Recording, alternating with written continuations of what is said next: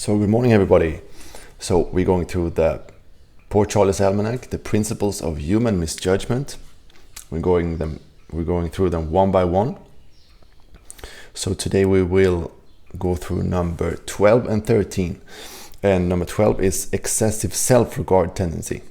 So it basically means that people tend to overestimate their own capacity and their own, both in themselves, but also that they can overestimate the decisions that they have made. And why are these important to learn? Why are these principles or tendencies important? Well, we want to make smarter decisions in life and less stupid decisions. And that's a way how we can improve the quality of life naturally. And this tendency we're talking about today, number 12, excessive self-regard tendency, that plays a big role when making in capital allocation, when we make decisions regarding investments, because we tend to overestimate our own decisions, and we also tend to overvalue things that we have invested in or things that we have bought. So we tend to value our possessions higher than their actual real market value. And this can create problems, because if we see one investment we want to do and then we buy it and then we think it has a much higher market value than it actually has. So let me make one simple example of this. So I met one man who had bought 2 paintings in an auction, and he came out with them and he said, I just purchased these and they were so cheap and I can get this and this for them if I sell them. But the only problem was that he had actually paid the real market value of today, and his valuation in his mind was from maybe 20-30 years ago, when these paintings costed more. So he had in his mind that he had bought them and he had an idea that they were worth much more. So as long as he just keeps these paintings on the wall in his own house, there's no problem. He just has the wrong idea of what they're worth. But if he tries to sell them and make a profit on these paintings, then he will get an unpleasant surprise. So when we're doing decisions regarding capital allocation, it is important to remember that we tend to overvalue our own decisions here. We tend to overvalue investments that we have and put a higher value on them than their actual real market value. A way that we can compensate for this is to use a margin of safety, to actually know that we tend to overvalue things, and then we can pay a lower price for it. So when we also tend to overvalue our own abilities, and this can be quite dangerous. But one interesting example is that in a study of Swedish drivers, they found that 90% of the drivers thought they had an above average driving ability, which is of course impossible. And in lotteries, the businesses take advantage of this, the lottery businesses.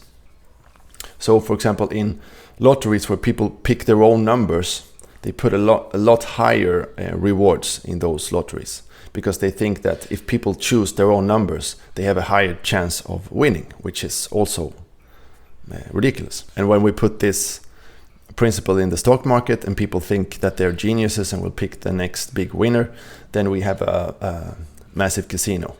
So if then people tend to overvalue themselves, they also tend to like people who are more like them. They prefer people who look and reminds them of themselves. And this has been demonstrated in studies with lost wallets, where people are more likely to return a wallet if there is a clue of an identity that reminds them of themselves. This can become a problem if we are in a position where we hire employees, because if people tend to hire people who are like themselves, they will have a very such a good team, because as we know, teams are good when we have people with different qualities and who complement each other. But if we only hire people who are like ourselves, maybe we won't be able to accomplish as much. So imagine if the person who is hiring is overestimating their own capacity. Then they tend to rely more on the interviews rather than actually looking at people's track record in their resume. And this can create problems. So imagine if they're looking for people who remind them of themselves, and then they also tend to find people who are really good at doing interviews rather than people who are good at performing. It can also become problematic if one company, let's say they get one person in a leadership position that commits fraud and has responsibility for hiring other people, because then they tend to hire others that are like them, that also commit fraud. And this can really infect a whole division in a company or a whole department. And in the book, Charlie, he writes that criminals almost never see themselves as criminals. They see themselves as either that they have not committed a crime in the first place, or that they're a victim in society, and that justifies what they have done. So, what can we learn from this principle? If we tend to overestimate our own capacity and our own judgment, we should compensate for that and always try to improve our abilities, because then we will be less off in our judgment. It should also mean that we should try to break seemingly small and unimportant habits, because they're probably worse than we're thinking. So if we try to improve ourselves by improving our skills and maybe both a main skill that we work with and also skills surrounding that and helping that, but also try to erase bad habits, then we are compensating for this. We are actually improving as a person. We should probably also seek out situations where we more accurately measure our own performance. For example, customer surveys, where we can get actual real feedback on things that we need to improve in our service or our company.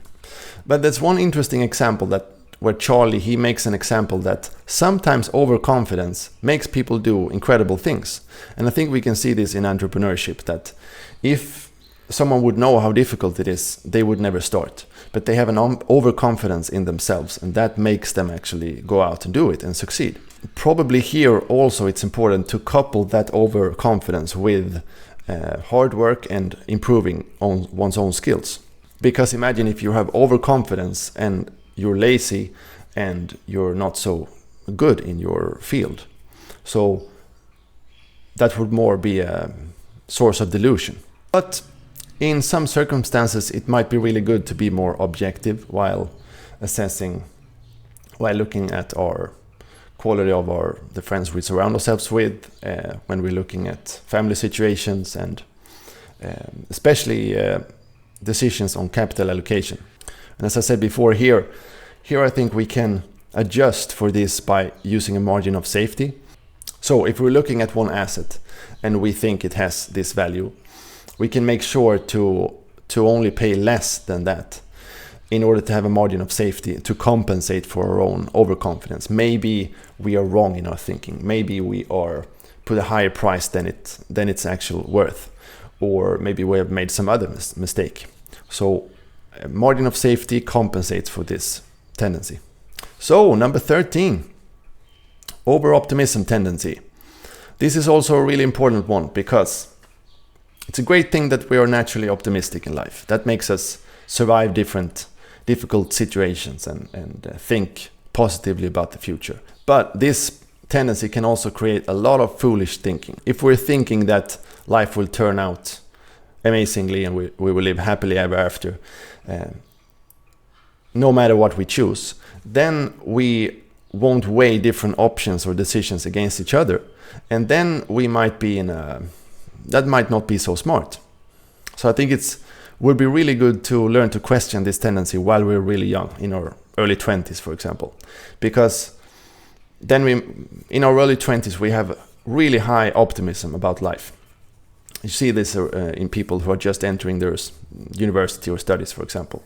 And they have this super high optimism about life. And then things happen, and then when they're in their 30s, they don't look they look a little bit more tired in their eyes, so to speak.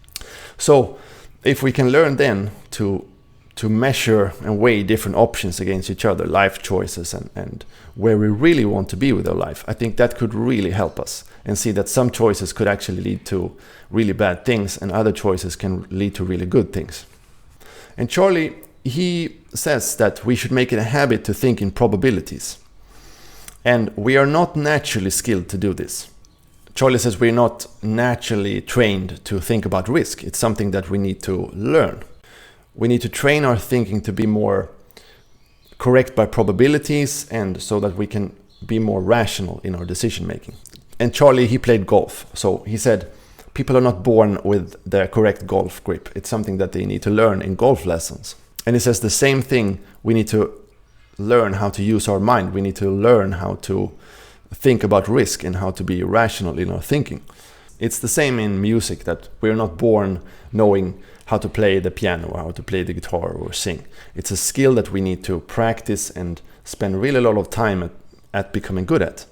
So if we learn this skill to be more rational in our thinking and weighing different options against each other, then our decision making should be better, and we should have less stupid decisions and more intelligent decisions. And this should increase the quality of our life.